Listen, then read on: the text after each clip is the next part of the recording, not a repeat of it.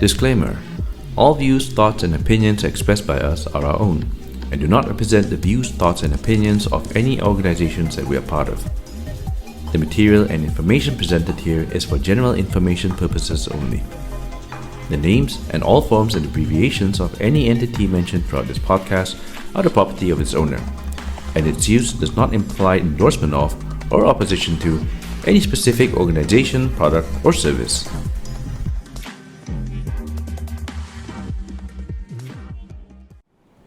Hello and welcome back to Subang Podcast. Today we're doing another episode of Quick Turnaround. This is episode 2 of Quick Turnaround, and taking to the skies together with me, as usual, on my left is Captain Dante, and to my right is Captain Izwan.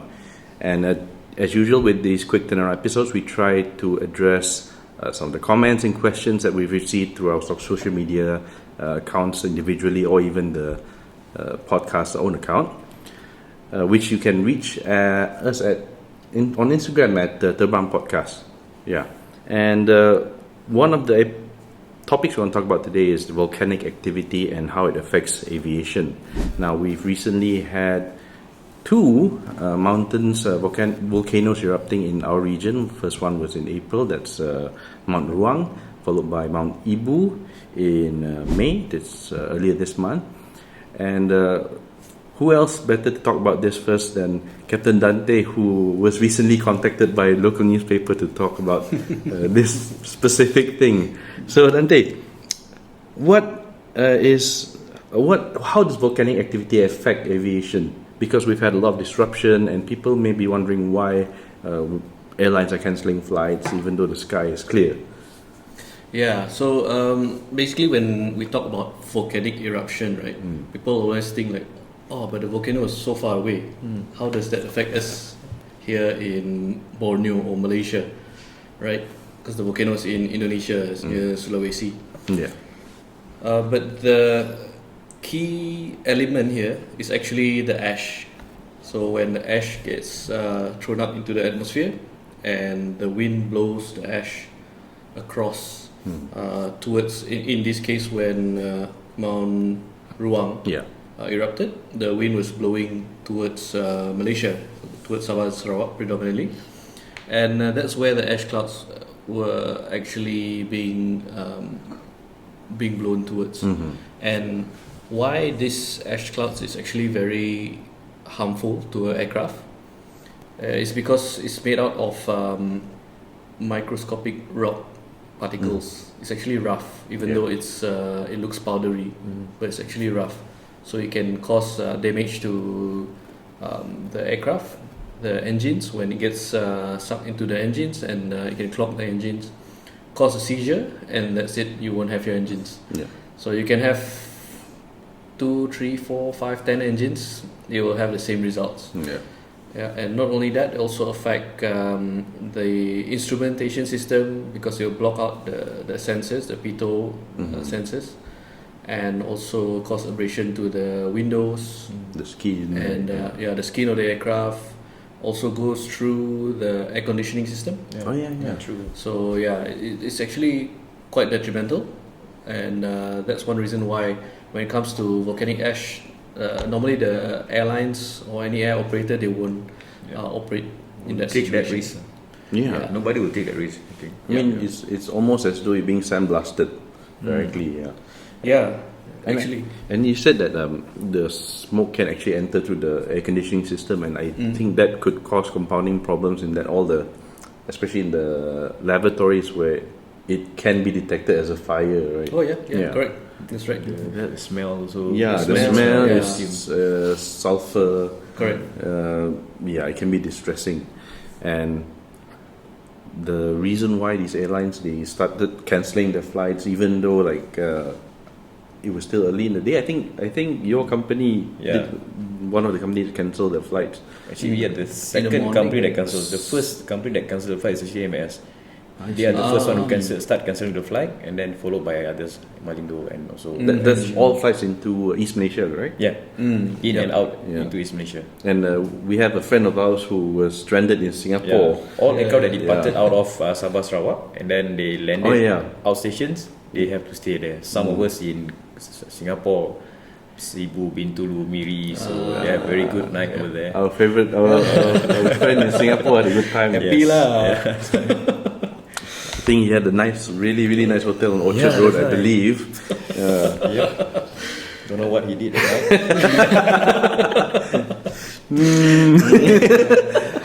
So, I think the other thing also is with regards to passengers always asking, like, when they go outside they see like, oh, the sky is blue, they don't see any like signs of volcanic ash, Black cloud or anything, black clouds. yeah. The perception is that when they see a volcanic eruption, then they see a black cloud. Correct. So they think that that is the one, which is. But actually, once it's in the atmosphere, it's very fine. It joins the rest of the spread cloud. out. It's spread out. You can't see it. It actually looks like can be part of a cloud. You won't know. So in the aircraft, it can't be detected. You can't detect. Yep. Yeah, the weather radar does not detect volcanic ash due to lack of any humidity in it, right? Yeah, that's the thing. So that's why it's very important for the airlines to stop operations first and then evaluate again. When is the right time for them to start operation. And also different operators have different restrictions when they start back. I think like for you guys, you had you evaluated and later on at night. started operating back at night, right? So some airlines completely they didn't operate at all, right? The next morning. The next morning, so that's the difference. And passengers they compare. They said, why airline X is flying, why airline Y doesn't want to fly. It's the same thing out there, but there's a lot of processes that goes into place, like what are the restrictions for these particular airlines, their the risk assessment that they have to go through. Are they willing to take the risk or not? Correct. So it's not saying that airline X, because they operate, they're unsafe. It's just a matter of their own internal processor. Right, and whether they have the mitigating processes to allow them to operate. Basically, policy-wise, whether the airline allows them to operate or not. Correct. And even if the airline has policies that allow the aircraft to operate in this kind of condition, it still falls down to the captain of the flight whether they want to, whether they feel safe enough to go. Right. Correct. Last line of defense is always the crew on board. And I think the reason why volcanic ash is such a sensitive issue, especially in our region, is because everything that has to do with volcanic ash incidents, I think most of them has happened in our region. Due to the volcanic activity just this vicinity. I think the one which was quite big also, which happened outside of this region, was the one in Europe, I think in 2010. The Icelandic one. That was from a month. That was quite long. It took a month, and it actually affected quite a lot of flights over Europe. Correct. That was quite bad actually. This is like nothing compared to weeks and months, right? They cancelled the flight. I think MAS also was affected, right? Like when we used to do all those flights to Europe and all that. If I remember correctly, Did they cancel the route, or they just had some? I can't remember exactly what was but I know it was a big issue. It was a very big issue. Because I think that was, if I'm not mistaken, approaching summer holidays or what. I think it's busy time, and then they had to, like everyone was affected. Yeah, we do understand that people were affected their hotel, their travel expenses. But the thing is, whenever the airlines or the aircraft caught into that volcanic activities, it's actually a total loss. Correct. I don't think the aircraft can be safe. Even though they are safely landed, then that's it. Correct. And when you're in the volcanic ash, you're not thinking about the hotel, you're not thinking about the money. No way, man. You can imagine what happens to the windshield being sandblasted. Pilots cannot even look out of the aircraft anymore. And for those who want to get some more background on volcanic ash, and a lot of the policies that come up from one incident, which is the British Airways flight 09 here in 1982. That was from Kuala Lumpur to Perth. That was the first case, right? That was the first and most documented case. That was the one. Yeah. super documented. Yeah, I think they lost we all four covered that. engines. Four Yeah. engines. There's so many YouTube videos, so many episodes on like Mayday. What are those A crash investigation. shows? Air crash Yeah. investigation. Even when we were doing our recurrence and all that, Yes. so Oh, we yeah. used that, right? They as an always example. show clips Case from study. those. Yeah, case study. And I think they were aware of the mountain erupting, Yeah. sorry, the volcano Yes, erupting. It yes, was yeah. Mount They got their Galunggung. stamps. Yeah, Yeah, but at the time they didn't have any like policies to yeah. mitigate the. It's not mitigation because they weren't familiar with the volcanic. volcanic ash. I think that was the real test case. As in, like, Correct. okay, they went through it. Okay, now what are we supposed to do after that? And of all the aircraft that could have gone through it, we're lucky that it was a Boeing 747, Yeah. one with 4 engines. And Dante, who used to fly a 747, I think it must be really distressing to have all 4 engines go out. Oh in the air. yeah, definitely, Yeah. definitely. Yeah. But yeah, that flight landed safely in Jakarta, and thanks to them, a lot of operators have built their volcanic. Not just operators, the manufacturers also Manufacturers built procedures and policies around Yeah. around what happened to that flight. In fact, even like for the forecast by the Met, also the meteorological department, also I think they improved the processes to give better warnings and all that because of all these incidents. Yeah. Yeah. How did the one in May affect us? The one not really. Not really. The one No in- cancellation. the Mount Ibu. latest Ibu, one, the Ibu, Mount no. Ibu, yeah. Right. In fact, I think it's Mount still Ruang got erupting twice. now. Yes. Yeah. Mount Ruang happened twice. Yeah. So cancellation Oh happened yeah, twice. twice, right? Yeah. Yes. Mount Ibu is just KIV, right? Yeah, I think we're lucky because the wind doesn't blow it This here. side, Yeah. yeah. It's like a little bit, then Yeah. Yeah. So there you have it. If you are having flight disruptions because there's a volcano erupting, Yep. 300 kilometers, 400 kilometers away, 300, 400 kilometers is not far in terms of aviation. Yeah. The winds up there are so strong and powerful that you can bring all that here within hours. In fact, some people see, sky is blue now, but our experience with weather alone, the weather can change within 1-2 hours. Sometimes half an hour. Very fast. Yeah. Yeah. Not even in the forecast. Not even half an hour. Yeah. Not even in the forecast. Suddenly, Yeah. it's supposed to be. But the fact that we clear cancelled skies the flight because we forecast the ash, the volcanic ash will entered our airspace. That's why we cancelled it. Correct. It's Yeah. not that it's already here. Then only we cancel. Yes. We Yeah. forecast it's entered our airspace. That's why we cancel it after that. Yeah, aviation is a lot about using the data on hand to make decisions to avoid stuff in the future. Yeah. And Because the only way to deal with volcanic ash is to avoid it. yeah, Oh yeah. That's the only way. That's the only way. So you have to be proactive. You can't let's fly first and wait. Yeah, because no. There's no second chance. yeah. There's a reason why the volcanic ash encounter procedure in airlines are emergency procedure because you're already in it. Yeah. Yeah. And Yeah. all type of aircraft, Airbus, Boeing, the procedure is the same. Yes. Turn and descend. U-turn, U-turn, descend. Avoid it. Yeah.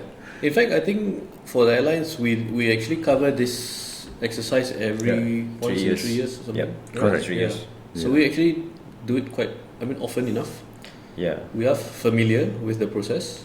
We are familiar with what to do, and we're very familiar in terms of what to expect. So if we see the hints, the clues, Yeah. when you see the St. Elmo's fire, Yeah. And have that in mind that have gone through all the practices. Correct. We believe the best way is not to fly through that. of course, Yeah. yeah, Yeah. In It's fact, not easy. yeah. They put us in a situation where we shouldn't have been in the first place. Yeah, right? yeah, correct. And that also, when they do it in the simulator, you get to relight one engine. Oh yeah. But that's not a guarantee, right? Out In of the real life. instructor courtesy. Yeah. Yeah, if the instructor allows you to like one, at least one. This one, very lucky. Yeah, so if you have any more questions, still unsure about the volcanic ash and how it affects aviation, just throw us a comment or send us an email. Everything will be down in the comments. And, Just bear in mind that the volcano is still there. Yeah. It can happen anytime. Yeah. It's not that it's happened yesterday, then these 2-3 days will not happen, or this 1 or 2 years not going to happen again. No. Yes. And it could You're be a not different sure. volcano again. Yeah. they're It could be taking tomorrow. turns. We don't know. Yeah. Yeah. What's it they call it? We are outside the ring of fire. Right? Yeah, That's what they call yeah, it. The ring of fire is all around us. So take your travel insurance. Yes, that's so important. Yeah. I totally agree with that. Travel insurance. Yeah. Yeah, so Yeah. that covers the thing where you lose your hotel, Yeah. your car rental, everything. In fact, delay. Peace of mind. Delay is true. Yes. Delay also they will Correct. cover. Especially if you're stranded outside, Yeah. coming back. Yep.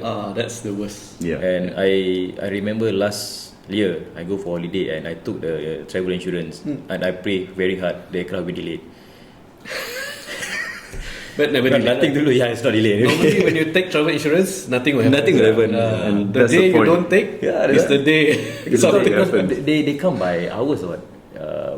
Per hour delay, then Ah, they will yes, give yes, you, yes, they yes, pay you yes. so much What money. you get, right? Yeah, Because yeah, that yeah. time we are not in a rush and I burn so much money out there already. So I'm hoping it's delay lah, so that I can earn something. But yeah, it's not Yeah, happening. you can earn actually, right? To take a travel insurance, it's not that expensive anyway.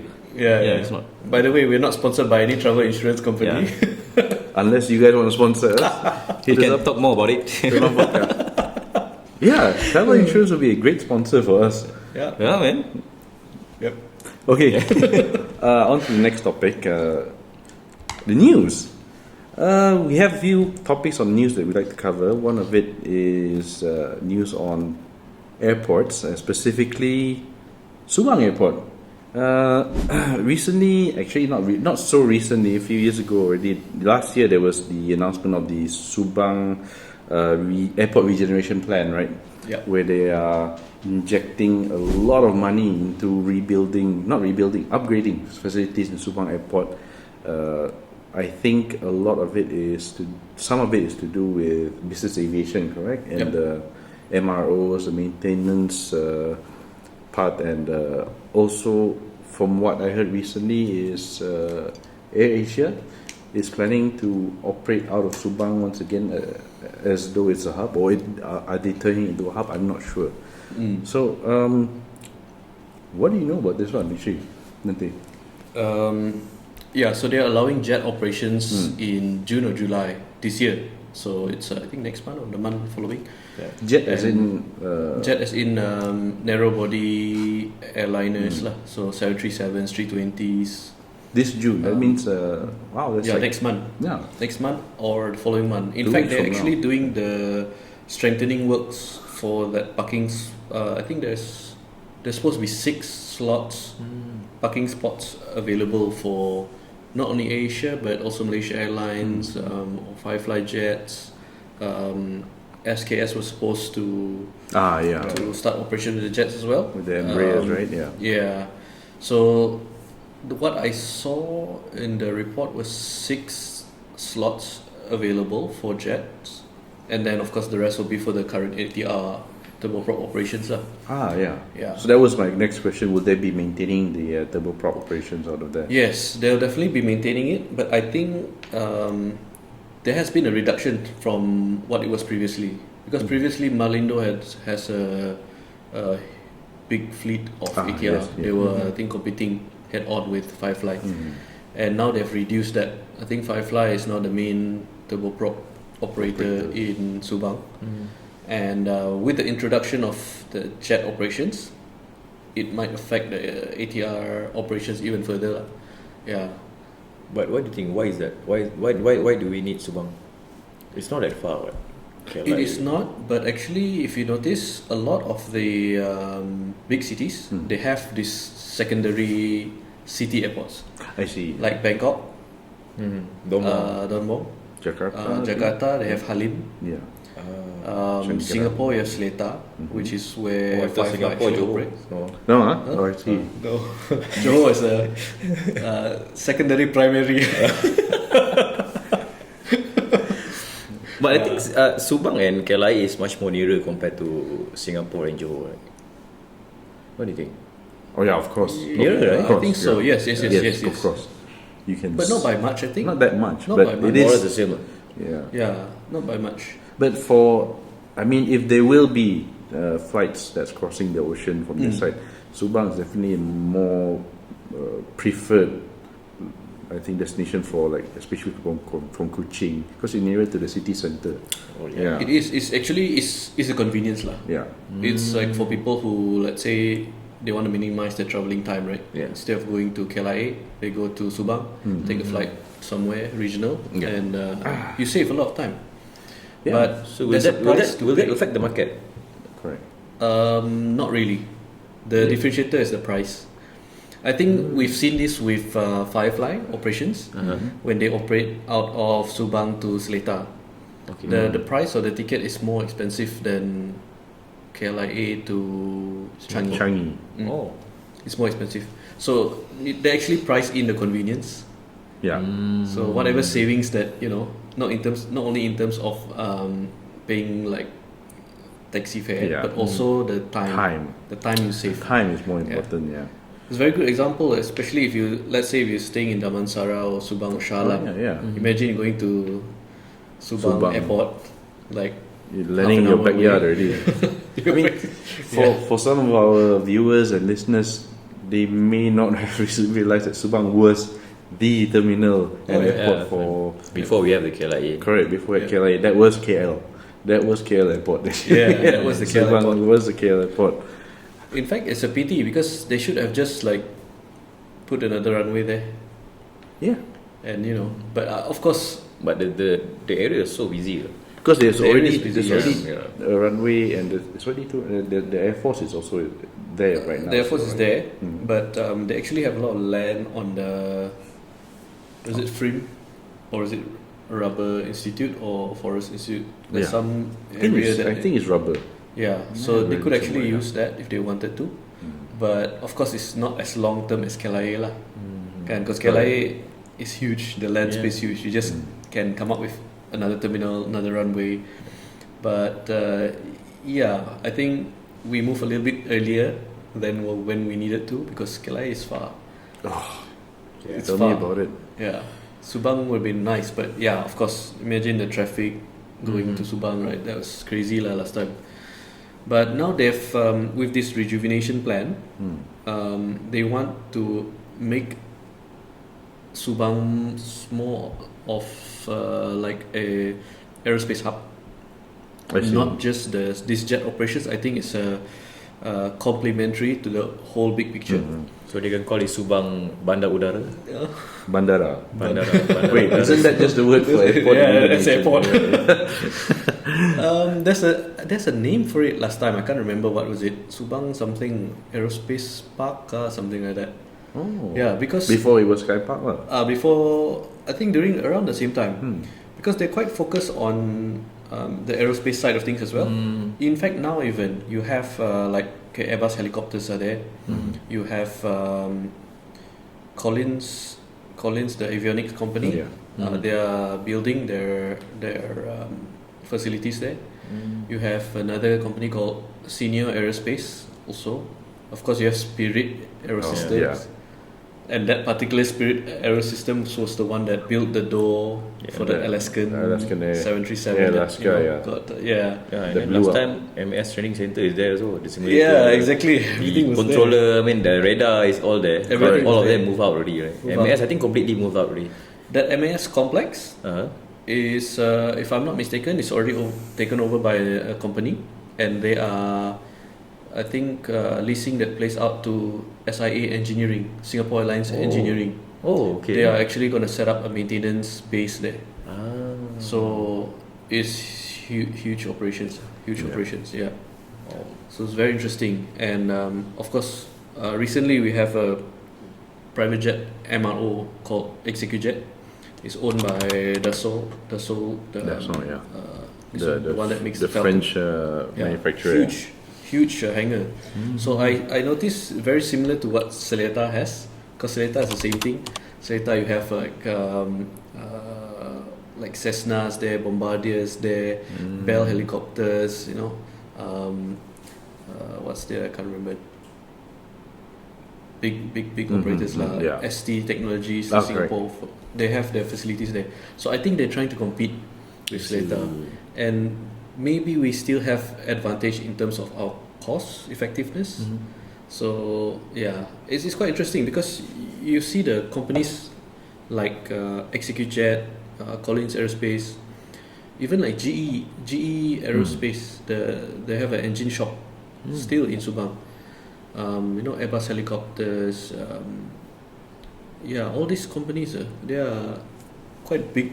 Even Spirit Aerosystems. Spirit Aerosystems is owned by Boeing. Yeah. So for them to actually have facilities here, we are quite competitive. Yeah, so it's quite interesting what Subang will come up to be eventually in the future. Yeah, because they're injecting a lot of funds into it, right? I think what I read was 1.3 billion. Correction, 3.71 billion ringgit. That's about 790 million USD, and they're looking to increase I think about 8,000 job opportunities there. Nice. Yeah, so now like when it comes to aviation, it's not just flying, not even just maintenance. Even there's so many jobs related to aviation that you can get into. Correct. All right, that was Subang Jet Ops and the airport regeneration plan. And the next news that we recently heard about is right at home actually, when the Premier of Sarawak announced the intention for new airport in Kuching. So the announcement that he gave, it was during, I think, one of the press conferences, was about having a new airport in Kuching, an international airport in Kuching that caters to the high traffic load that we have right now.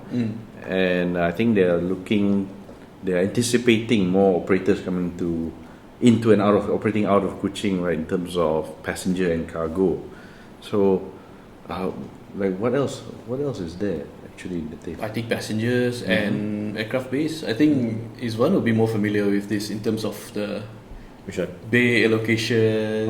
Sometimes is it full, and then Yeah, it's actually full. passenger immigration. Now we only clearance. have nine bays, excluded the open bay. So all fully occupied already. And some of the airline, I heard they wanted to bring more, but it's just that we don't have enough space. Yeah. And So at cargo night operation it's also- full. Yeah, it's full. See, Full. Yeah. 9 aircraft there. Some of the aircraft need to tow into the remote bay, cargo bay. really? Also. Yeah. And I think it's a very good idea because I only need 2 things from the new airports: covered car park. Oh yeah. I agree. And I just forgot what's the other one. I just need that one, covered car park. That's all. When you remember, you come back and mention it later. Okay. But so far, that is the most important thing. Still an issue? As I remember last time, at one time you have like 2 KL flights or 3 KL flights. Yeah, but it is manageable. Manageable? It is manageable. I can say that our immigration here is quite good.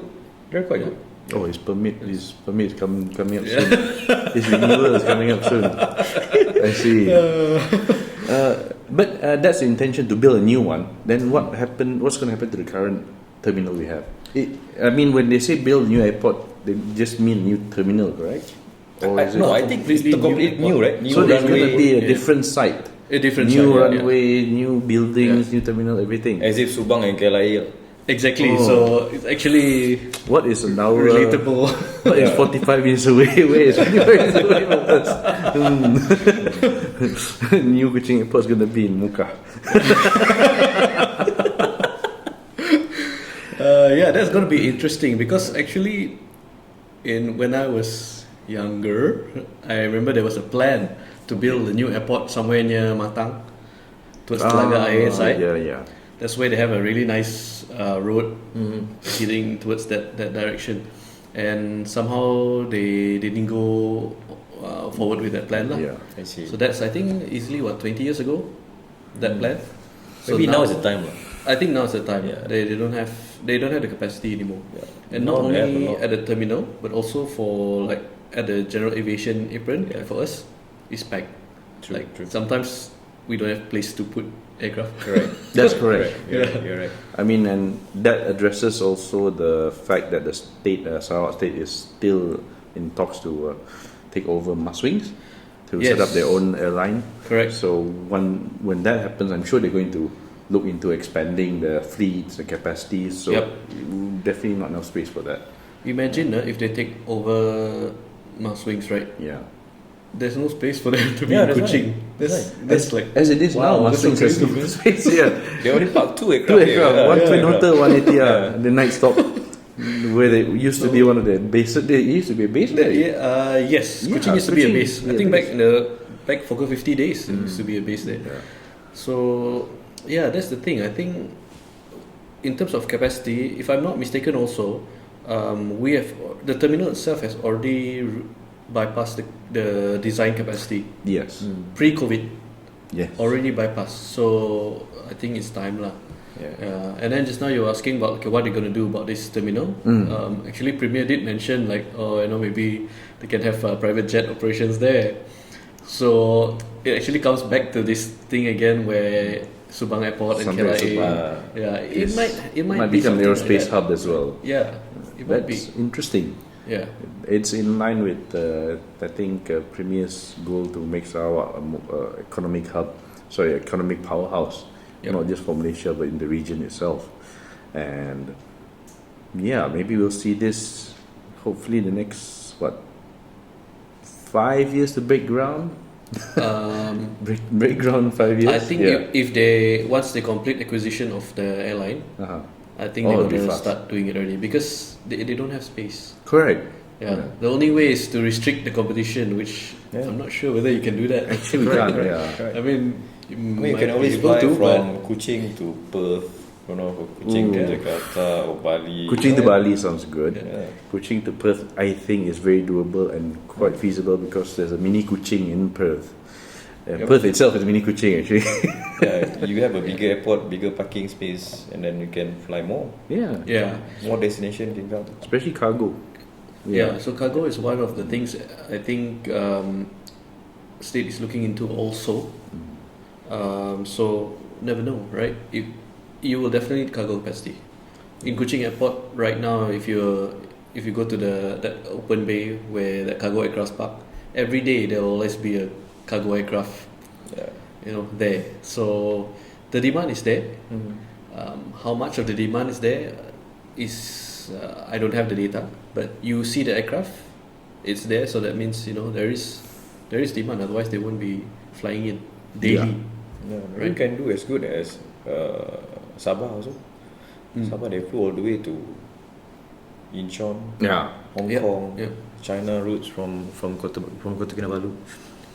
I think at the end of the day, it's about connectivity. Yeah. So let's say even if we don't have something to attract people yet, Yeah. we can be a hub to connect flights like maybe Australia to China, Australia to India. I agree. Because that's what they did in Middle East. We can take Singapore as example. Oh yeah, exactly. Singapore. There's nothing there. But Singapore, if there's actually- their advantage is the financial base, the trading center, yeah. and all that. But if you look at Middle East, that is completely desert. Yeah. So how did they attract people there and use the airlines, right? So it's the connectivity part. If you see like even Emirates up until today, how they design their network, most of the passengers that's going to Dubai is actually connecting somewhere else. Yeah. When you are going out to clear immigration, you don't really see that many passengers following you. They're all actually going to another flight. Yeah. So that can be the start. Then once people get to know the place and okay, then let's spend a night or two in Kuching, something like that. Yeah. Yeah. From that hub, we slowly build Kuching as a tourist Yeah. destination itself. It's more realistic rather than trying to change Kuching to a tourism destination overnight. Yeah. It needs time. I think we will get there eventually. I'm sure. Yeah. You need to get the access here first. Yeah, access first. And that's what the Premier actually is very when every time he mentions the airline, that this is not an airline per se, it's more of an infrastructure. Okay, yeah, you're right. So the focus is different. It's not really about making money, but it's more of like providing infrastructure for people to come. Yeah. Yeah, so that's the difference. So we're not competing with any of the current airlines. We're just like building a road or building a bridge to allow you to come here. Yeah. Yeah. And the rest will come later. Yep. Yeah, the rest will come later. That's regarding the new Kuching Airport, and also the proposed airline for Sarawak. And then there's news on MAHB privatization. MAHB being Malaysia Airport Holdings Berhad. They are the single largest airport operator in Malaysia. One and only, right? No, we have There are three private operators. Surprisingly. Yeah. Okay. Yeah. two private, MHB is considered not private lah, because it's listed. Yeah. Kan? They are trying to be private now. That's what they're trying to do. They are a publicly listed company. Yeah. They operate 98% of the terminals, airports in Malaysia, except for I think 2 or 3. Two. So only the other operator is Senai. Senai. Yeah, And private, the other right? one is Tanjung Manis. Tanjung Manis. I think there's another one. I can't Really? remember. Macam there's a third. Private airfield, huh? Yeah, I can't remember. There's a third. Those are the Where- two in that West I know. Malaysia. West Malaysia. In West Malaysia. We'll find out. That's interesting. Yeah. I'll try to find out. But the privatization of MHB, like why? Why do they want to be private? They're currently a public listed company. In fact, they were used to be known as just MAB, right? Malaysia Airport Holdings. Sorry, Yes, Malaysia yes, Airport yeah, Berhad. Berhad, yeah. Then when they became public listed, it's Malaysia Airport Holdings Berhad. Yep. What was the difference from MAB to MHB, and what are they trying to be now? From what I see, I think they're trying to better manage the company, because I noticed in the news the past, I think since last year, or even before that, there's been a lot of issues regarding the management, how Malaysia Airports has been operating. Even when it comes to simple thing like the tender for the Aerotrain to the satellite terminal, there's been a big issue, right? They got the tender process, and then somebody won, and then in the end they were saying that they can't deliver or something like that. They were not clear about it, but they had to do a new tender process, I see. and that caused a delay, which is what the passengers are experiencing now in KLIA. So when you need to go to satellite, you have to use a bus. Or if you're a lucky passenger with Malaysia Airlines, you get a nice BMW to send you there. Is it 7 Series, right? Yeah. Used to be a Porsche, I think. Sorry? Oh, used to The be a- Porsche, yeah. Used to be. Now it's also a Porsche. Used to be, I think you said, used to be another car. So The Porsche, Panamera. Panamera. Yeah. Ooh. I remember that because when we were on flight duty travel, Yeah. and because last time duty travel was on business class, Yeah. so we got to use that. That was Business really class nice. facilities, Yeah. including the passenger transport. Yeah. Only the lounge we didn't get. How is it? Oh, Lounge access they didn't allow us. I see. Yeah. That's But so this has been an issue, right? And this is just one of the issues. In fact, there is also saying they had some issues regarding their airport that is operated in Turkey. Malaysia Airports actually has an airport in Turkey which they operate. And so all these problems or issues that they're having, they're trying to resolve it. So I think by getting it delisted and having it privatized, they're also bringing in a company, an infrastructure company called GIP, Global Infrastructure something, GIP lah. This a American company? Yes. So there's another story about this also. Yeah. So GIP together with the Abu Dhabi investment company AIDA. So they are coming in as a 30% shareholder to this the new proposal. not the new the MA privatized Malaysia Airports. And of course Khazanah and EPF will be the 70% shareholder. The majority Shareholder. Yeah. So the other issue that they're having now is because GIP is actually a subsidiary of BlackRock. Oh, okay. So BlackRock is being seen as a pro-Israel. Yeah. So it's starting to become a political issue now. It's getting controversial. It's controversial. Yeah. So it's yet to be seen how this plays out, because it might fall through because of this issue. So we'll see. But the major advantage of privatization over public listed, I'm guessing is decision making will be faster. And also the expertise. I see. By bringing in a company like GIP, GIP owns airports like Sydney Airport, Edinburgh Airport. Okay. Yeah, they own a few airports around the world. Yeah. So they've got experience, they've got the know-how, they know how to do certain things. So maybe they want that expertise to help build Malaysia airports again. Yeah. Right. Renovate or rebuild the new airport for KL. Yeah. Yeah. I feel that the airport is kind of old. In fact, it is, because it's 98? Yeah. 98. So now it's what? Nothing has been done since then. 26 It's 26 years old. Yeah, and in fact, we've been falling down the list, right? I think we don't know what now. Last time we used to be like one of the Correct. good airports in the region, Yeah. but now I think Jakarta is better than us. Yeah, you're right. So yeah, it's a shame actually. Yeah, because nothing has been done since. Yeah. In KLIA. In KLIA. Yeah. So maybe that's one of the reasons why they want to privatize it. Get things moving again. I think they should, because there is a big land in KLIA area, right? The Subang area, because the area is quite big. Huge. Yeah, huge. There's a lot of empty space where they can utilize it fully for the airport terminal, new terminal. Yep. Another runway? 3 is enough. 3 already. No, I got 3 and 1 in Subang. And they already have problem maintaining those 3 already. So hopefully with the privatization, the maintenance also will be on point. So if you've been following the news, you've been hearing about the MHB privatization. That's it. Generally, we can look forward to better things. Yeah. Yep. All right, on to airline news. Okay, the thing here says SKS Airways. What's been going on with them? The last I heard about SKS was last year. Last year. Correct. Yeah. I mean, this year I heard about them losing out to Scoot in terms of becoming the first one was first supposed to operating bring Embraer jets in there. But when was it last year or was it sometime in? I think it was last year when the CEO stepped down. Right. The new CEO. Yeah. That's right.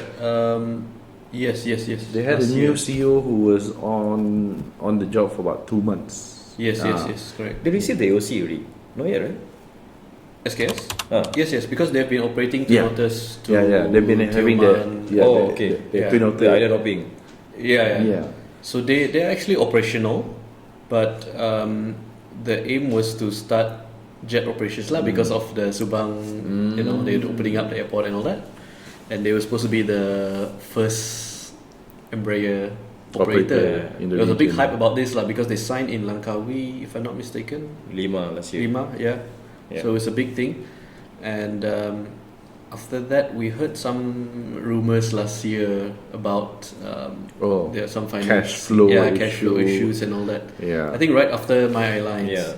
So, because of airlines, everyone else was being scrutinized, especially SKS, which was considered. SKS is older than My Airlines, but they've been playing the game a bit slower. Yeah. In fact, it was reported in the news that they are having these issues, and there was doubt in their ability to actually get the Embraers delivered and operating the aircraft, right? So that's supposed to be actually around this time this year. I heard recently I heard, but I'm not sure whether this is the right news or just rumors. They are planning to go for 320. Yes, you're right. Oh, it's not rumors. I see. It's a very strong rumor. Wow. Because someone did tell me, someone who's in SKS did tell me that they are changing plans. That time I didn't know it was a 320, but they said they're not taking the Embraer, they're changing plans.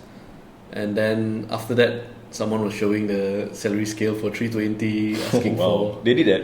Yeah, vacancy for 320 pilots. Okay lah. Wow. So, you're rated, right? Yeah, still. You're rated, right? I don't think you want to go there. I'm happy where I am now. Yeah, he's happy. So there is a topic later that will determine that how happy you are where you are now. So right now that's it. That's the plan for them, the 320, the Airbus 320, A320. But yet to be seen. How are they going to proceed with this? Or I hope they do, because I also heard another rumor that they are starting to let people go. I see. Wow. So how true is this? I'm not sure. It's just rumor lah. But I hope not lah. I mean, for me, competition is good. Yeah. And of course, aviation is small in Malaysia, so we know a lot of people in SKS as well. And the last thing we want is Another My Airline. Yeah, you know, Yeah. we don't want that fate lah. So yeah, I hope SKS can sort out their problems, and you know, we'll see. See you in the sky soon, yeah, hopefully. All right, and that's SKS Airways. We have another company that's been highlighted recently. This one's a cargo airline, Majet Express. So they had their AOC revoked first, right? By the Civil Aviation Authority of Malaysia, which led to having the air service license, the ASL, revoked by the Malaysian Aviation Commission. Correct. Well, I'm not privy to what happened, but right now they are still. Is it right? They're not supposed to be suspended, operating, right? Yeah, they won't. They shouldn't cannot be operate. operating. Yeah, they cannot be operating legally. They won't. They shouldn't be operating. But because this company is, they have an Indonesian partner as well. Yes. So I'm not sure whether they are using their Yeah. Indonesian aircraft AOC, to yeah. operate, which is a possibility. I'm not sure. I cannot verify this. But earlier this year, there was news that a travel agent in KL, if I'm not mistaken, is planning to take over this company. The Malaysian one. This My Jet Express. My Jet Express. I see. Yeah, so maybe they want to turn it into a charter company. I'm not sure, but this was reported in the news that they want to take over. So I'm not sure whether maybe it fell through, and that's probably why they lost their AOC. Maybe because now they're very strict, right? Because after My Airlines. Yeah. Yeah. So anytime you have like financial issues, suddenly they'll start, clamping down on you, lah. Which rightly so, because you don't want to have airlines is not easy to run. Yeah. You need to have like lots and lots and lots of money. Yeah. And with the case of My Airlines also having lots and lots and lots of money that can be mismanaged enough Can to also, yeah. can be Can managed also. into the ground. Yeah, it's not easy lah. I think airlines is a money pit. You're just like putting money, and if you're not patient, you will not see the result. Yeah. Yep. So what aircraft did they operate? The Majet Express. Actually, they operate some old 737s. The blue colours, right? The blue colours. Yeah, the blue and orange, yellow, right? Orange, yeah. They got two aircraft here, right? They have 2 or 3 aircraft. They used to come here like every day, right? Every day. Yeah, every day. I think Yeah. Have you seen them recently? I have. You have? My last flight, which was, I think the same day I was flying with you. You were also flying last week. Yeah. Yeah, I heard your voice. Yeah, I called you. I think by the time you called me, I was switched over to the controller. okay. That's why. Yeah, I heard he's on over the air. On my last landing in Kuching, you were still there. You were still there? Yeah, I don't know if they're still there now. Cannot take No, off. because imagine if now they don't have AOC Yeah. and they don't have, ASL. they can't operate. They are stranded. Yeah, how are they going to fly back? Yeah. Maybe they That's grounded special here. lah. They have Maybe they ground aircraft here. Could be. Possible, huh? Yeah. Yeah, that's interesting. I need to go to the airport and check. Tomorrow I check. Yeah, tomorrow I'll check. Yeah, Check it out tomorrow. Tomorrow I'm flying. yeah. Yeah, and it seems like in the Malaysian aviation scene, we are having more companies shutting down than being set up right now. So there is a deficit, which also means there's a vacuum for people to fill. So, like we said, SKS hopefully gets set up as soon as possible, and Sarawak State Airline gets running as soon as Oh yeah, possible. with Sarawak Airline operate the 320s, huh? You mean the aircraft? Yeah. But that's another rumors I heard. They haven't decided. Yeah, They haven't Which firm up on the decision what aircraft type. correct. So until they firm up what aircraft type they want, then yeah. Oh no, it's actually it's not Sarawak Airlines. It's actually Malaysia Airlines. Yeah. I heard about this. Yeah. They want to get something like 20, 25 320. aircraft. 320. I think they're replacing the Yeah. 737 MAX. They're cancelling the order. That's what I heard. I see. Yeah. This is what I heard only. I'm not sure. Correct. Wow, yeah. my job options just opened up. Yeah. Because they're open to. What I heard is they're open to Boeing, Airbus, even Comac, and they're wide open. They are. I'm not sure what's the reason. Actually, now that you brought it up, that's a good topic. For the I next. heard, but I'm not there to say it here, lah. I know later off the line, then I'll tell you. Okay. I heard from someone that is very reliable. Very reliable. Okay. That means we have to cover this in the next QT episode. Yeah. So don't forget to follow us. We dig for information first. Yeah. Yeah. Okay, now another company. We're talking about AirAsia. So the latest news is that this has been going on, but the latest news is that AirAsia is going to be divested into by Capital A, right? The capital parent company into AirAsia X. Yeah, correct. So AirAsia X is going to acquire AirAsia. Basically the difference is AirAsia is the short haul and narrow body fleet operating company, and the AirAsia X is the wide body and flights that are more than 4 hours, medium to long haul. Yeah. So as of last year, I think Capital A, formerly AirAsia Group, right? That was it. No. Asia Group is still Asia Group. Capital A is what used to be AirAsia. Now Capital A is like the parent company, and AirAsia. Yeah, they've got like other companies. Aviation, yeah. So they fell into practice note 17. Yeah, because of COVID. Yeah. And during post recovery of COVID, I guess the financial recovery wasn't as soon or wasn't as stable as they hoped it to be. One of the reasons was because they were not able to secure loans during the COVID time, which I felt was, I think, a bit unfair. Yeah. Because that was the time that they needed it the most. Correct. And a lot of the airlines in our region, including some airlines in Malaysia, they got the loans to secure, financial support, Yeah. that allowed them to continue. In fact, even Singapore Airlines got financial support from the government. Yeah. So Asia, being Asia and its big company,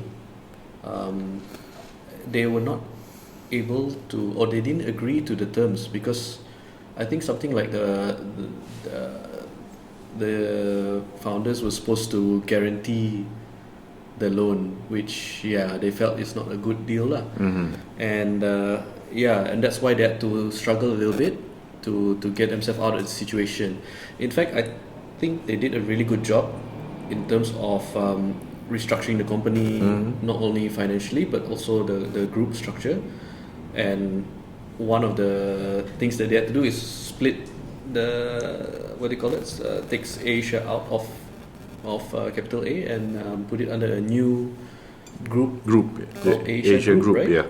Yeah. So that's where Asia X will be in, and all the other Asia, Indonesia, Thailand, all the aviation part of it. Yeah. The AirAsia Aviation Group Limited or something. Yeah. That one is for all the aviation part that's outside of Malaysia. Outside Malaysia. Yeah, I was looking at the structure, I think, a couple of days ago, and it's from what we used to when we were in AirAsia. It's like so much different now. It's a different beast.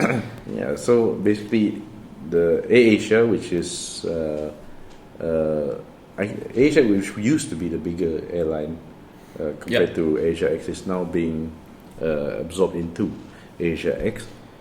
Yes. And actually, in fact, because even before COVID, people were always talking about mergers, right? I think you remember. And they were saying like, oh no, one day they might merge Asia and Asia X. And the guys in Asia was always saying that, we are going to merge. We're the one who's them. making money. Yeah. And Asia X is the one who's not really making money. Yeah. That's if you check the financial records, you will know. It's because it's all in the annual report. And Asia, as a short haul operator, they've been making a lot of money, and they felt that it's not fair if they were to merge and be under it will be seen as like supporting so-called Asia less X, less successful sibling. Yeah. So I'm not sure how this is going to work. I know that they don't really have a choice. Yeah, because of that, because of the PN17, the practice note 17 is a categorization given by Bursa Malaysia, right? If your company is in, your financial status is in question. So, like Dante said, that they were having, it's not that they were having trouble securing a loan during COVID, it's just that they weren't agreeable to the terms. Yeah, the terms that were given to them. And when they fell into the PN17 category, it became harder to even get loans in the first place. Yeah, right? yeah. So AirAsia X, on the other hand, as I understand it, now has a clean bill, financial record. They got out of PN17. Is am I correct? Correct. Yeah, they got out of PN17. That's why it makes more sense for AirAsia to be absorbed into AirAsia X, right? Yep.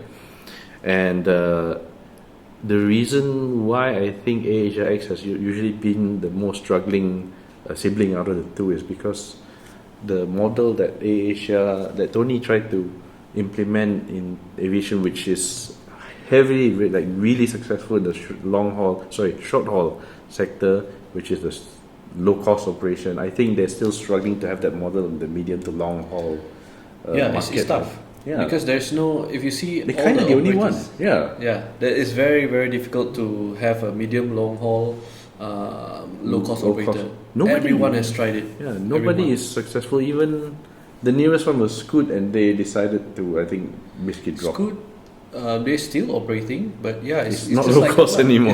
It's just Yeah. in fact, they had other operators in Europe, in US, even in Japan. They tried. They tried, It's yeah. not easy. I think the other one now in Japan, which is still operating, is Zip Air. I think Zip Air yeah. is still operating, but yeah, it's like that. It's they are not like a game changer or anything like that. But I think Asia X found a sweet spot in terms of that medium haul category. So they don't go like all out. So the medium haul is just more like an extension of Asia. Yeah. Yeah. So it's like from 4 hours to what, 7, 8 hours. 8 hours. Yeah. It won't So be you a flight. cover your Australia, your Japan, your Korea. Yeah. You know. You won't be going to London soon, lah. Yeah, I mean, there's always this ambition to go back to London, to go back to Paris. But if it doesn't make sense, if it doesn't make business sense, I think Yeah. they won't do it. Yeah. I think they're now trying to bridge the gap though between the short and long haul operations with the new 320s and new 321 XLRs. The 321s, right? yes. So that's where I think this thing can work. Yeah. Because with the 321, they will be able to use that aircraft not only for Asia X routes, but also for Asia's routes. And they have more options in terms of fleet. Because now you got 320s, 321s, 330s, you have more options. So maybe, let's say festive season, you need to operate with a 330 somewhere locally, like what they do in Kuching and KK. You have that option. Previously, they actually have to put that aircraft under AirAsia, put it in the manuals, and then only be able to operate it. So yeah, this is the difficulties that they face. So with this merger, I think it will help them. Yeah. And the 321 being the Airbus A321 XLR, the extra long range model. What's the range of that one? Ooh, that one's, I think, 5,000 miles. 5,000. Offhand, I can't remember. But there's a few categories. So you got your regular 321. Correct. Then you have a 321 LR, which is already operational now. I think JetBlue is using it to cross Atlantic. Oh yeah. Yeah, and then the XLR, I'm not sure whether it's operational yet. I don't think so. Not yet. Yeah. But soon. But they've made like 20 orders already. 20 orders for it. 20 orders for that. I think that's the best aircraft for them. Yeah, it's just additional fuel tanks. Correct. Yeah, it's the fuel tanks that they had on the ACJ, the Airbus corporate jet. They're just putting that in and extending the range. I see. Yeah, they're ordering 20 brand new Airbus A321 XLRs and another 15 more A330 neos apparently. Fantastic. Yeah, I think that's a good they'll deal. be competing with MAS on that front then. Oh yeah, I think definitely. And I think Asia has the upper hand in terms of their relationship with Airbus. Yes, It's a been a long-standing time Airbus. relationship. Yeah. All right. So exciting things for the next 10 years. We're going to see a lot of improvements, and that's interesting news on AirAsia. And now, you happy where you are now, right? Okay, let's talk about more airline news. Recently, it's been reported. It's been reported that Let's go for a break before we sure. continue. Okay. Yeah. See you after break, and we'll be back with some more news and also some specific followers question that we'll that Izwan got from his followers. Right. And welcome back to a quick turnaround episode 2. We just took a short break just now, and we just have a couple of more topics to cover before we end this episode. And one of it is some pretty good news for pilots all around. Singapore Airlines and also Emirates. They've been doing very well last year, apparently, with Singapore Airlines making, I think, a record 1.62 billion USD last year, and Emirates 5.1 billion Nice. USD, which actually brings to question what is going on with their. Oh yeah, I won. Okay, everything. Okay, all good. Happy this year. Happy. Got your bonus already, Well, Singapore Airlines gave their employees 7.9 months bonus. Just last week?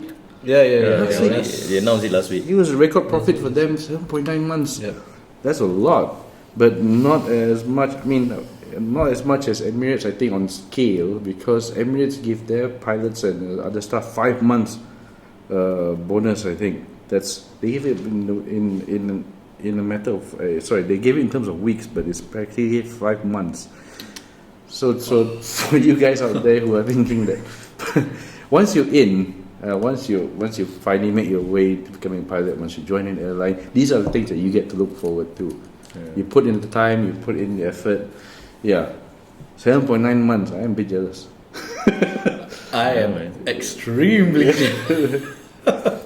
But so the next time when I go to Dubai, my friends in Dubai better buy get you ready, breakfast, lunch, and dinner, bro. Breakfast, lunch, and dinner. Your Uber, everything they should cover, bro. 7 point, and that is record.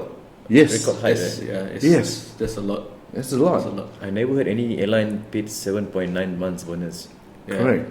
I think this was also resulting from the post-COVID recovery. Correct. There's a lot of travel. There's a Because lot. last year also they got quite a big amount of bonus. Both Singapore Airlines and Emirates, but not as much as this. That's a lot. Yeah, so they've been doing well. They've been on the road to recovery.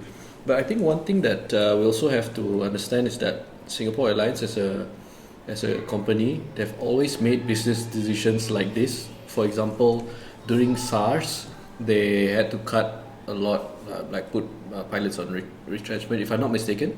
And also in terms of their salaries, there's a lot of cuts. Yeah. But the moment they recover, they will do things like this. They will like give you profit sharing bonus. Yeah. You know, so I think that's fair.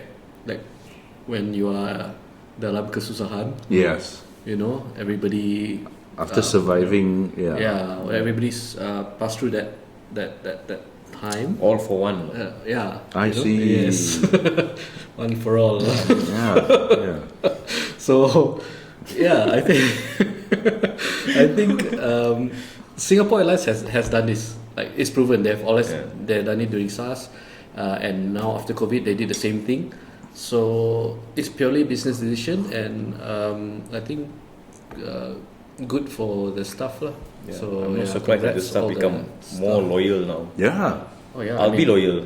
Yeah, man. If I were there. Wearing Yeah. Singapore Yeah. Airlines Yeah. underwear to Yeah. sleep, you know, Emirates pajamas. Yeah. I would buy, not even take from. Exactly. Not even take from Airbnb.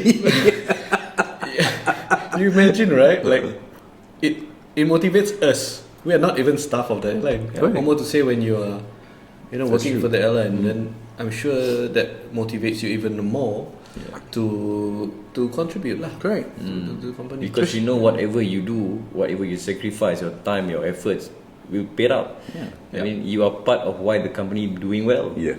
Yeah. And you have friends who are serving in one or both companies, so you can really see yourself there. If your friend makes it, you're happy for them, right? Yeah. Right? Just now, if I go to Dubai or Singapore, Free meals, bro. Free meals. I'm gonna go when I go to Singapore next year. Yeah. And speaking of how well airlines are doing, connected to that, right now there's, believe it or not, a pilot shortage. Now, how is that going right now, Dante? Like, we have people who are questioning whether whether or not it's a good decision to become a pilot, and we spoke about the curve of the pilot hiring process, and I think we are at the uptick right now in terms of pilot hiring. Yeah, it's definitely the uptick, but I still believe we're at the beginning part. There's more to come. I think the next few years you will see the effects of the pilot shortage getting worse, right? Because presently we're still not at pre-COVID. Yeah. In terms of the amount of pilots in Malaysia lah. I think the region is the same as well.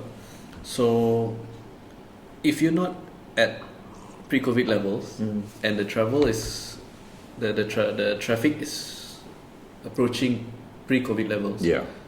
you can't operate flights. So that's a problem for airlines, right? So I know for a fact that some airlines, even Emirates, one of them, that they are so short that they cannot reactivate the aircraft because they just don't have the manpower for it. Yeah. And they are still taking pilots. So if you want 5 months or 20 weeks bonus, you know where to go to lah. Yeah, they are still looking for pilots right now. Yeah. You know, they still send me emails me to apply. I see. Azan will send the email to me. Yeah, forward to him. Reply more. Still got point. I'm happy where I am now. He's very I'm waiting for the new airport. Yeah, I think those are a lot of airlines, local airlines, and also airlines like Cathay. Cathay is really on a hiring streak right now. Yeah, correct.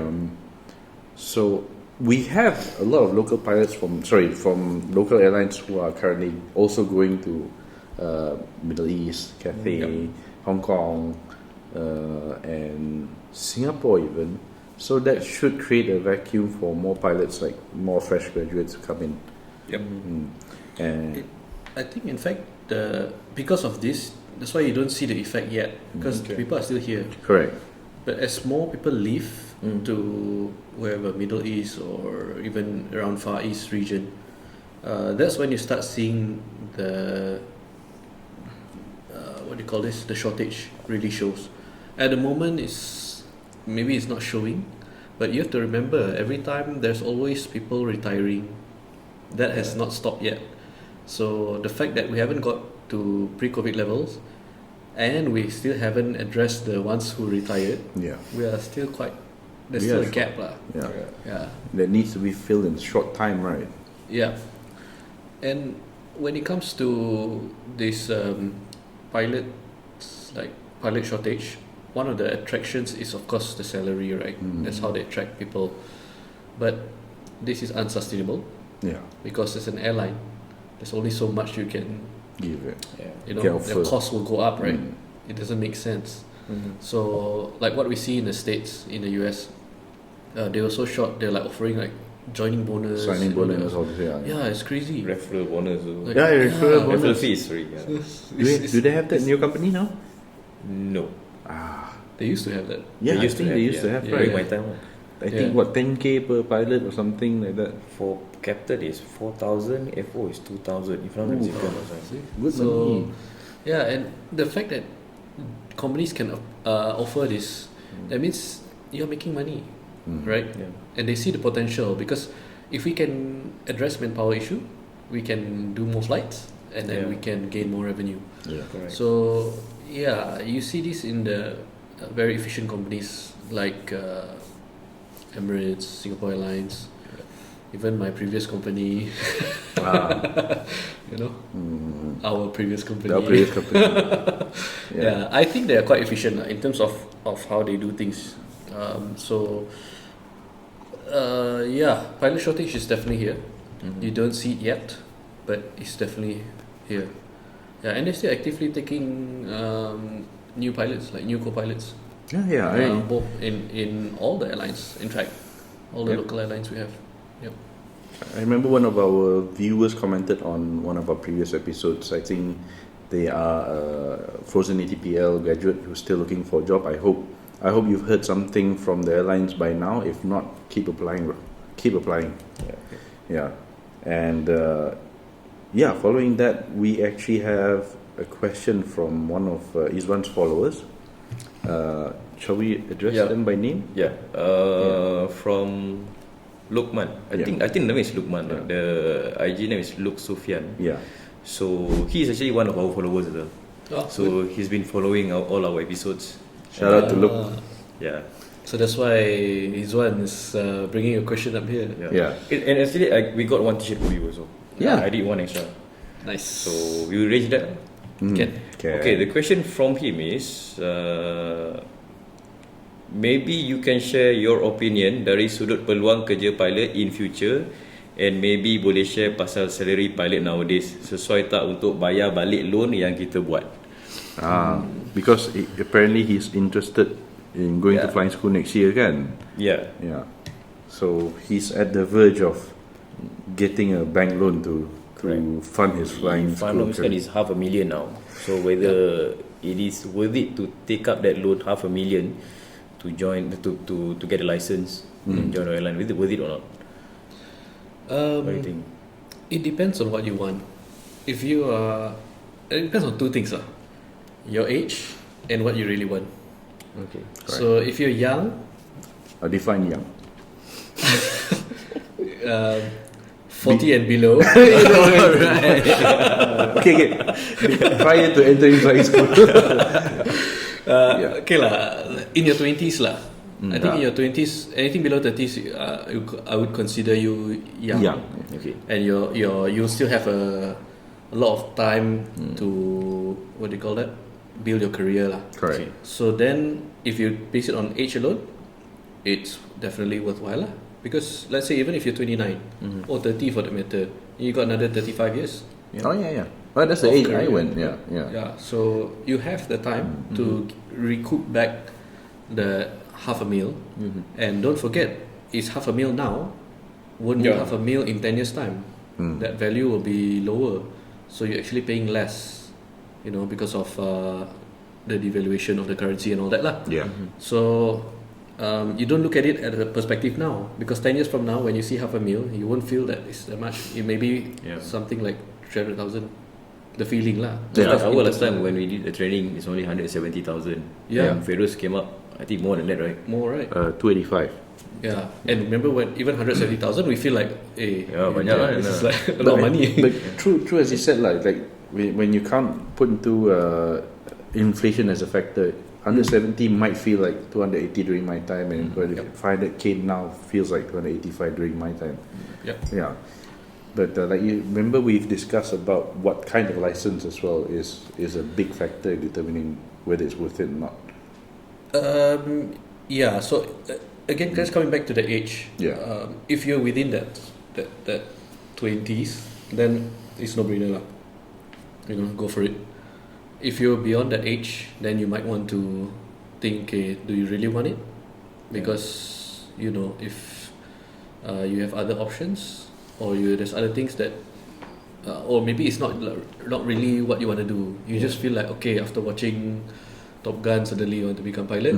Then you wait for a few weeks, see whether you still want to become pilot. I believe the dilemma here is actually the pilot starting salary in comparison to the amount of loan that you have to pay monthly. I mean the installment. Sustainable or not? Whether you can commit to that or not. Because last time I heard one of our friends, our co-pilot, they are paying up 2,000, 3,000, 4,000 a month to pay up that loan, which is every year the amount will be increased.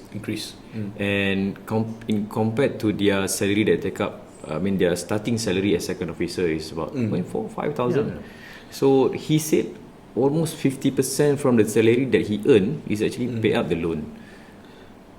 So I think because it's starting to become like, if you take study loan to get a degree, for example, it's the cost is becoming very expensive, where half of your salary is going to pay back the study loan. But I feel that as the years go by, there will be a correction in terms of your salary because of inflation. So when that happens, this big value will not be so big anymore. So that's why if you have an age on your side and you have a long runway, it is still worth it lah. Yeah. But if you but have not only less- that, you need to do well. Oh, you need yeah. to focus because you take up the loan already. So now if Yes. you're not focusing, you Yeah. tak serious, you mind, and then you end up failing your exam. And Yes. the loan is there. You take Yeah. up the loan already. The bank You is still have looking to for pay, you. Pressure, right? yeah, you still have to pay. The bank is looking for you every month already. They will chase your guarantor lah, obviously. Yeah. So you need to focus more. Take good care of your health. You know, that one is very important lah for me. And then as what we talked just now, we said the vacancy is there. I mean the shortage is there. Yeah. Is it you willing to take the risk or not? You know, by Yes. taking out $500,000 of loan to get your license, and then once you get your license, now whether you can pass the training or not, you can go through the Yes. training or not. I mean the pressure is different. Oh yeah. pressure is Definitely. really- Definitely. Yeah. Especially when you're already in it, right? Yeah. The training. Now you have no turning back. Correct, because back in your mind you know that I take the loan already. Yeah. This is the amount that the loan that I already take, or they sign and they agree to pay, and then nak tak nak you kena pass the training. Correct. Yep. It's very torturing lah for me if you ask me. Yeah. It is. Mental torture. I think once you join fresh as a new airline a pilot, the first 3 years are the biggest struggle because you are, especially if you're paying your loans like that, and then you just to maintain your license is already how much a year. Yep. And then once you get to your ATPL upgrade, you have to pay for that as well. Yeah. The simulator session, you have to pay out of pocket. Yeah. So, but after that, my experience was, my ROI was once I got my 3 bars. Yeah. Once I got my okay. ATPL, then that was return on investment of my. So like, how long 200 was plus that? thousand. Like, From flying school. yeah. Once you start joining the airline, for example. Once I started joining my previous company, which was my like most stable one, 3 years. 3 years to get your 3 3 years, bar. Just at the third year was just when COVID hit. Okay. Yeah. So in average, I think it's about there because you need 1,500 hours Correct. to unlock your ATPL. Your ATPL, right? So including training, it's more or less 3 So years. more or less, Yeah, 3 years. it depends on your lifestyle. So the first 3 years you're going to be struggle. I know, because half of your salary going to pay your loans, and then you gonna live a decent life. Yeah. You know, last time you saw that pilot drive a big car, living in a big house, and it's not like that. No, yes, but the daddy buy the car lah. Mak bapak buy the car, mak bapak buy the house lah. That's what you're seeing actually. Yeah, correct. So they have that Advantage. because they don't have to rent a place, for example. Yeah. Or they have the family's got car that they can use, for example, right? You work where you live. Yeah. So they're just spending whatever they get. So you can't compare to other people lah. Basically, Very different. if you talk about like the first 3 years, don't expect to be like the pilot you see in the TV or in Facebook or in, Instagram. Yeah, that one not so real lah. Yeah. You have to like come in with the mindset already that when I go in, like manage your finances first. Yes. Right? Pay back whatever you need to pay back. Because maybe you have to pay back your parents or something. Yeah, you put aside also half of your salary put aside to pay up your loan, and then once you get more stable, maybe you can refinance the loan. Yeah, correct. Taking the more lower interest rate loan, because this cadet loan is actually quite high. The It's interest. Quite high, yeah. Because the repayment schedule is based on your projected career track, right? Yes, So and then risky, so high risk. Yeah, they project that after 3 years you get your upgrade, then your salary will be bigger. That's why the repayment will be bigger. So Okay. then when you get your command, usually about 5-6 years, right? Yeah. But if you ask me personally, if you really wanted to be a pilot, just go and sondol only, don't care. Sondol. Yeah. Because the more you think, the more risk that the more you calculate everything, I don't think you will end up to be one. Yeah. Just go and deal with it later. Deal with it. And Correct. If it's your sole income method, then be very careful with your finances. Yeah. Don't get anyone pregnant. Very good advice. Don't get committed to anything, Yeah. especially marriage and all these things. I mean, understandable if you cannot afford it, you will be in trouble, man. Yeah, you're dragging someone else with you. Yeah. Or get the captain then.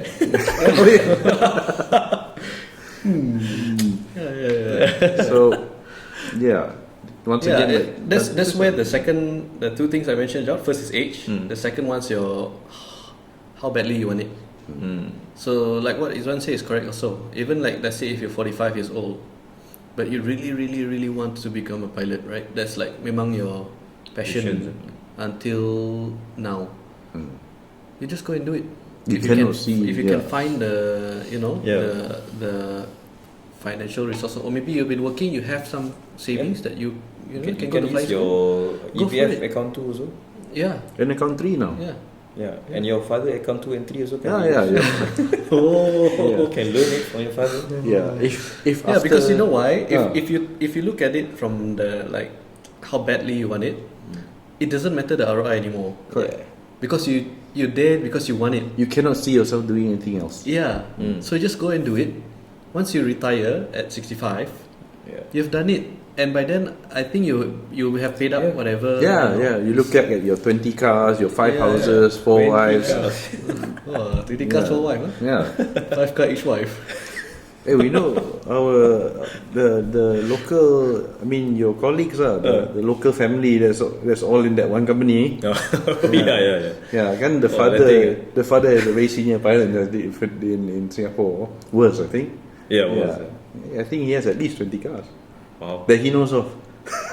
Oh my goodness. That he knows of. I need to get a gauze on this. Yeah, it's either you keep money in the bank or you keep car in your car pouch. Yeah. Choose one. Yeah. So yeah, the fun will come after a few years down the road. But you will starve.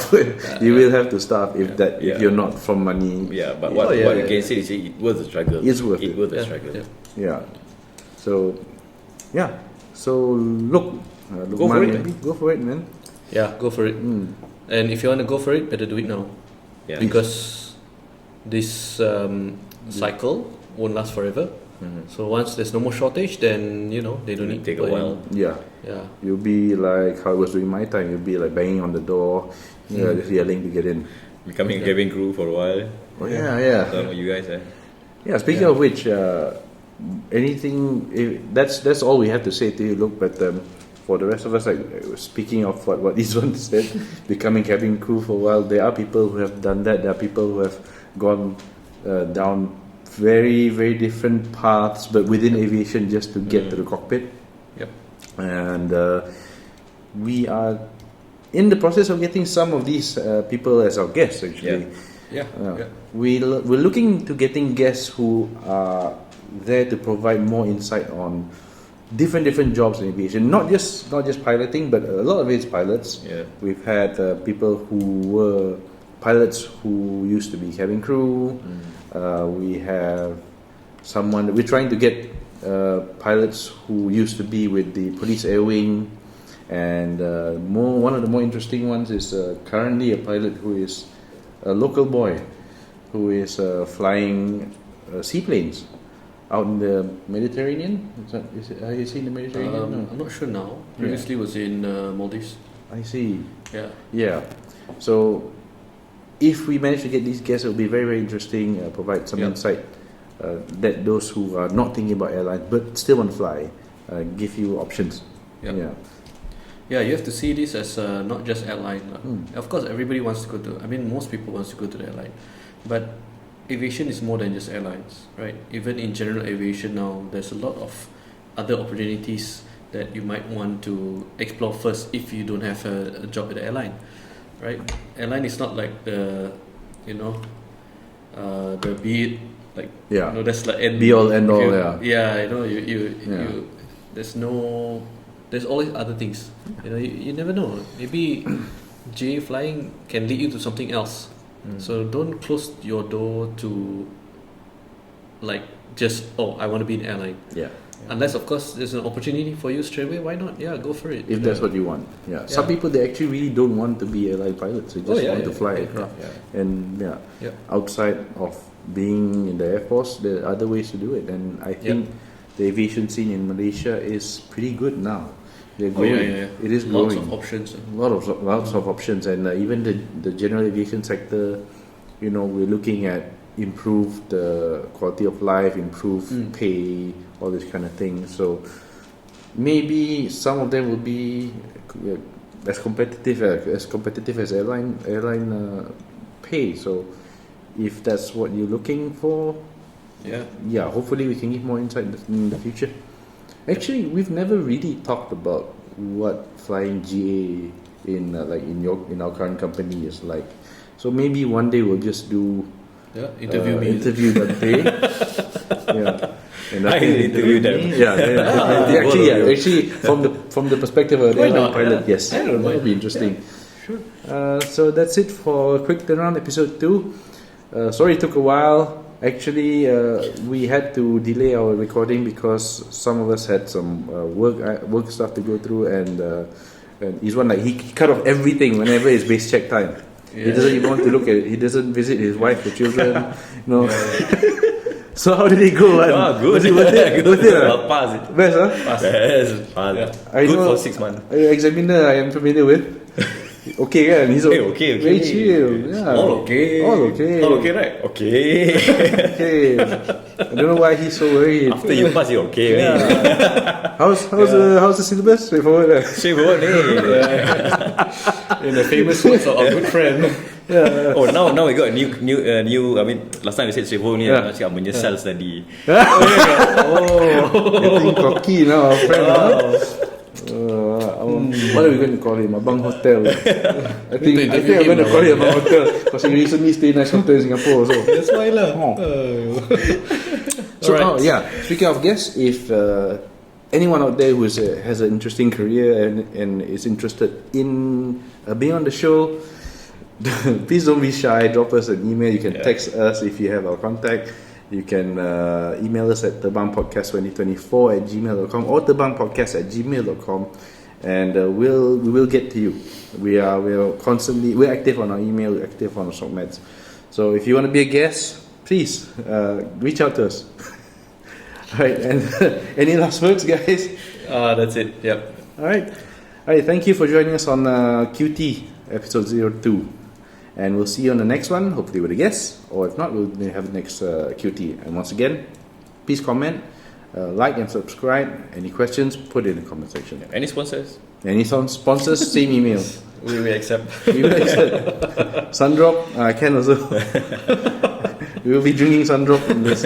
Okay. Thank you very much, and everybody have a nice day. Safe flight, safe landings. Bye-bye. Bye-bye.